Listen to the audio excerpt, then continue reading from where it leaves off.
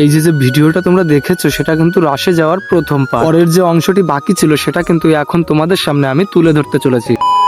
আয়ুষ্মালী রাসমেলার থেকে আমরা চলে এসেছি সরাসরি সন্তোষা কলোনির রায় রসরাজ আশ্রমে। এখানে এসে দেখি শ্রদ্ধেয় কবিয়াল দাদু অসীম সরকার মহাশয়ের কবি গান হচ্ছে, যেটা দেখে এবং শুনে মনের মধ্যে কিন্তু একটু শান্তির আলো ফুটে উঠেছে। আর কারণ হলো আমি ছোটবেলার থেকে কবি গান ভীষণ পছন্দ করি। এখন চলো মন্দিরে গিয়ে আমরা ঠাকুর দর্শন করে আসি। শ্রীকৃষ্ণ রাধারানী সহ এখানে অনেক মূর্তি রয়েছে, আমি কিন্তু সেগুলি ভিডিওর মাধ্যমে দেখানোর চেষ্টা করছি। এই বিষয়ে তোমাদের কার কতটা ঠিক জানা আছে সেটা আমি ঠিক জানি না, তবে এখানে কিন্তু শ্রীকৃষ্ণ ঠাকুরের বিভিন্ন লীলা এবং রূপ তুলে ধরা হয়েছে। যদিও রাস উৎসব সচরাচর দেখা যায় না, তাই এখানে এসে কিন্তু আমাদের অনেকটাই ভালো লাগছে। মন্দিরের ভিতরে ঠাকুর দর্শন আর বাইরে কবি গান, পুরো বিষয়টাই নিয়ে যেন একটু মানসিক শান্তি পেলাম। তারপরে এখানে দাঁড়িয়ে দাঁড়িয়ে আমি আর অপুদা কিন্তু কবি গান শুনছি। আর এটি ছিল কিন্তু রাস উৎসবে যাওয়ার দ্বিতীয় পার্ট। আর আজকের ভিডিওটি কিন্তু এই পর্যন্তই। দেখা হচ্ছে পরের ভিডিওতে। আর আমার মতো তোমরা কারা কারা কবি গান পছন্দ করো সেটি কমেন্টে জানিও।